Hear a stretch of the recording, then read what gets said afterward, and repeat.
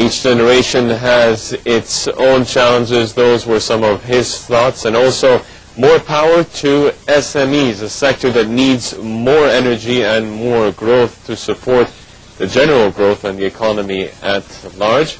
We then talked to Ashraf Naguib, who is in charge of global trade matters, who was, of course, in charge in organizing the roundtable discussion. And so we asked him whether he agrees if the two generations have their own challenges, or did the older generation have a harder time? Let's have a look.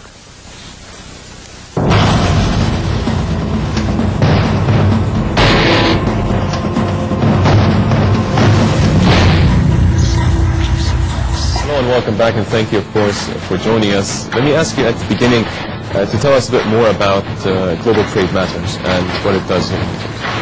Global trade matters is a very unique concept because it is the first private sector think tank that is profit-based in Egypt. And it's unique globally as just being a profit-based think tank. And just believe that we wanted to structure it in that manner, very much inspired by the new microfinance law that's coming out to transfer NGOs into profit-based organizations. It makes our work more efficient. There's more accountability in running the business itself, and it gives us a tremendous amount of flexibility as well as not to be funded through grants or aids from foreign governments or even our own local government, because that gives us the flexibility. We're no longer mandated by a specific group of people or a specific ideology of a certain organization. So our program is interesting. It covers almost 33 specific events annually. We do have our own publications, special issues that come as post-event, post-conference publications. We're doing in English newspaper as well. And we're trying to get as much reach as we possibly can. Engage the intellectual classes of Egypt. We think that they're very influential. Engage one of these intellectuals, you can cascade down to 1,000. So it's networking, essentially. Without a doubt. It's networking through dialogue. It's not networking to do business. We don't get anything out of two people coming together and striking a $10 billion deal. We don't really care. It would be something positive, but we don't get anything out of that. What we want to do is relay information, engage the communities in discussion, engage the different generations, different genders, different sectors, the public and the private sectors together, come up with new ideas. We don't want to go back to the government with everything and say, you need to solve this problem. We're trying to figure out how we as the private sector can figure out and solve problems on our own, and with the least intervention of government. Not because we don't want the government to participate, but we think that they're carrying a lot on their shoulders as is, and we as the private sector should play a role to enhance our economy. How has the community in Egypt received the concept and the vision of global trade matters? Has it been a positive response? It's been an extremely positive response, but again, because we conduct everything that we do in the English language, and hence you have definitely isolated the majority of the population.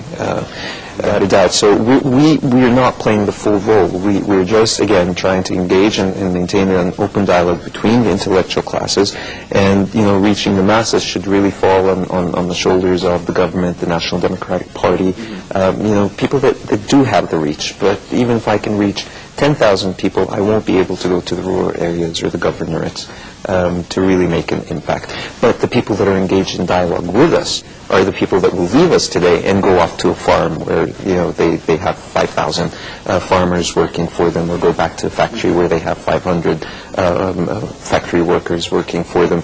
And through the discussions we have today, the influences that we've been able to make on one person can cascade to the 5,000 here or the 500 there. Now, today you were talking about the differences between generations and how the perceptions vary. What is your take on all of this? I mean, you were moderating the discussion for the most part. What was your personal opinion? Well, did the older generation have a tougher time than the new generation? The thing is the political participation.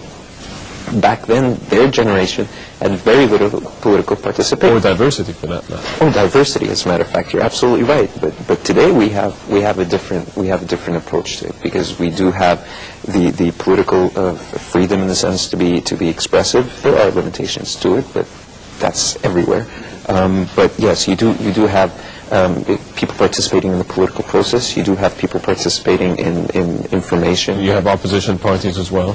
You have opposition parties as well, and you've got opposition within the NDP itself. I mean, they oppose each other, and that's a very healthy way. Constructive debates, essentially. Absolutely, absolutely. And I've seen it inside the National Democratic Party, and I've seen things being said inside the NDP that I don't even see being said outside of the NDP. Very healthy discussions.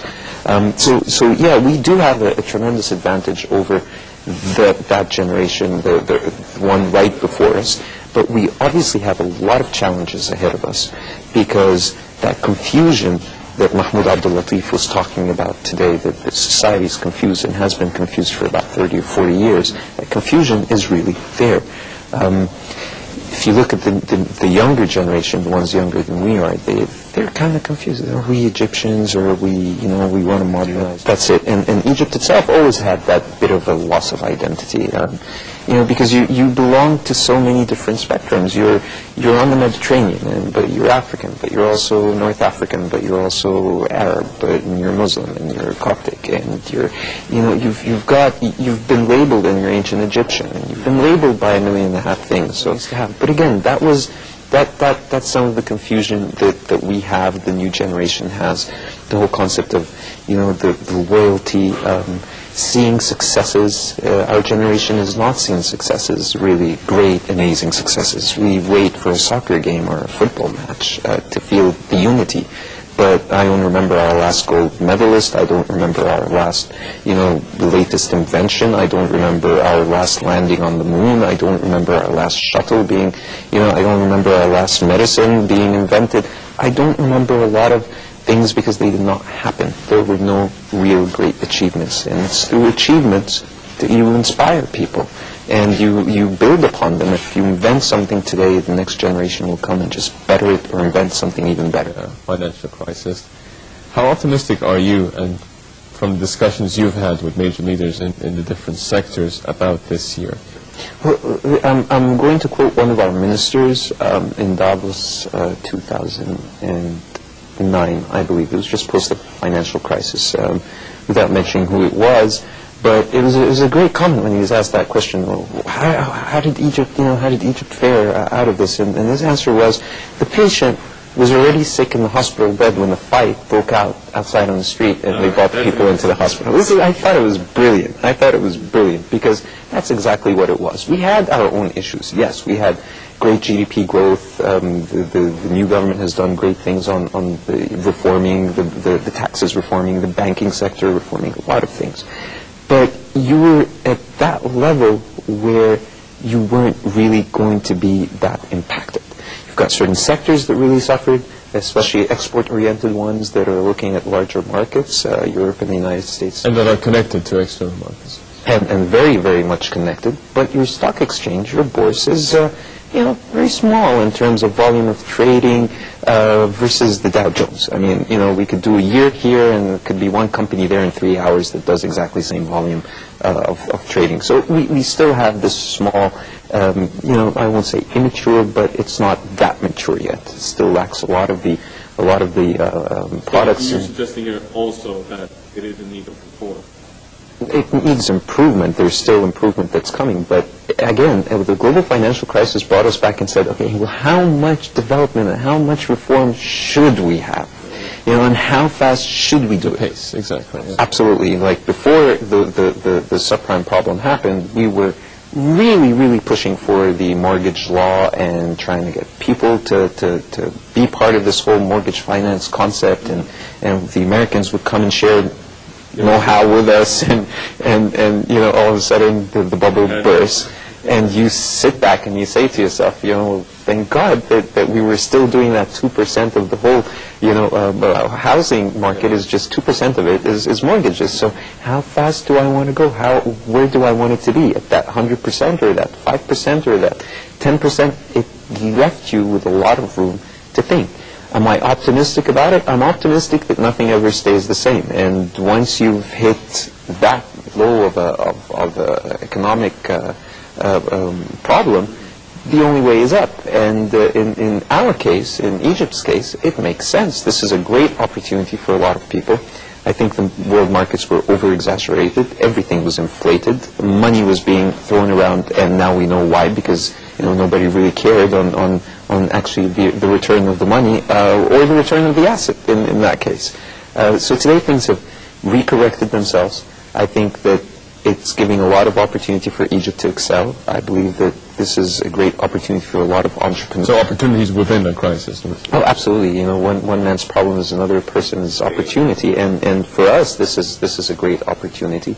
And we don't want Dubai's. That's the whole point. I've always said that. We don't want a Dubai. We want a country that is built on proper infrastructure, that will be able to sustain itself, that will be able to expand, will be able to take care of 83 million people, and we're growing by 1.3 or 1.23 million people a year. We've really got to think in that direction. And if we don't build it on solid grounds, you're just going to have another bubble like you had in Dubai, and we don't have a neighbor like Abu Dhabi to help us out. And from our position here in Egypt, we see the impact or the effect that happened in the States, we see the effect that happened in Europe. It just should make us a little bit more prudent on how we approach things and where we want to be as a place. What role do we want to play in the global economy?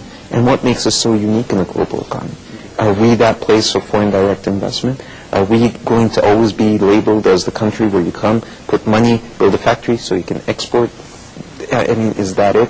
Are we going to leave that 94% of our country just desert, not utilize that, not look at it, not feel like we can build something there?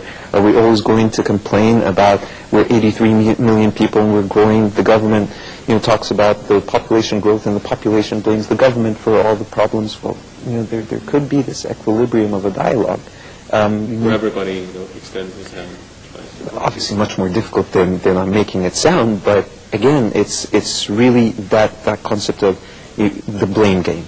Is it the population growth that's creating the problem, or is it the government that's creating the problem because it's not giving us enough services, or they're not up to par, or so on and so forth? So once we balance that, it's just very simple. You need to start moving people out of the valley and out of the delta into the rest of our country. Whether you're talking about Sinai, whether you're talking about the North Coast, we have room to grow. It's just like having a crowded bus. It's very different than when you get up on a bus and you can actually sit on the seat and feel like you are getting to wherever you're going in dignity, versus when you have 100 people standing on a bus and you do have the solution to the problem. We've got 94% of our land that we can use. We can't be any worse than Nevada. We can't be any worse than Saudi Arabia. They're desert countries. They don't have rivers flowing through them. So why not really start changing the mentality of the youth, of the younger people, giving them opportunities, building communities outside? Not, leave Cairo, go to 6th of October.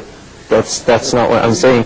Yeah, we need to get a plane to go where I think we should be building our cities, especially with the advent of nuclear power, the idea of being able to build nuclear power plants and renewable energy, and the Supreme Council of Energy's mandate for the 2020 20% efficiency through renewables. And since you're already embarking upon that. All right, we'll leave it at that and hope for a very successful 2010 and that some of the things you mentioned are achieved.